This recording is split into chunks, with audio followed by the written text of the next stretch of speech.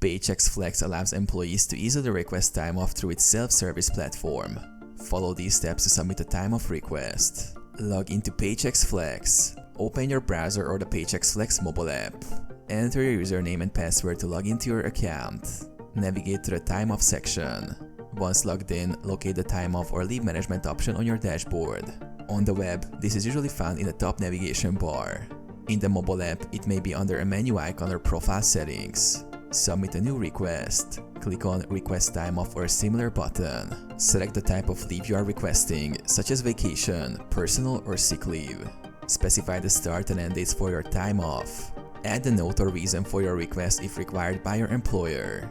Review and confirm. Double-check the details, including the total hours or days requested. Click Submit to send the request for approval. Track approval status. You can monitor the status of your request under the Time Off History section. Notifications will inform you once the request is approved or denied by your manager.